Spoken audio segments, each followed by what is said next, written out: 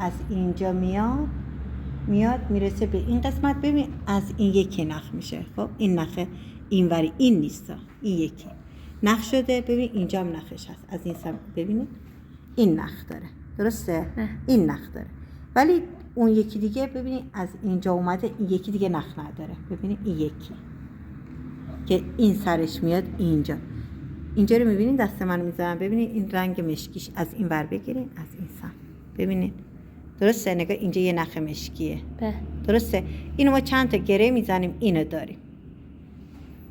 حالا اینو داریم سوزنه، پس نخ شده. این یکی هم نخ شده، ولی این یکی که قلاب این مدلی داره، این فقط ما چند تا گره زدیم، 5-6 تا گره زدیم به این شکله. یه نخ کوتاه. آره یه نخ کوتاه. حالا ببینید دیگه با همون نخ باعث میشه که 2 تا نخ به هم مچ بشه. آره بعد دیگه آره سرتوش بزن.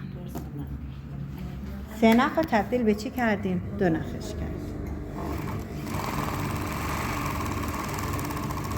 به اینم سردوزش. بله بسیار عالی.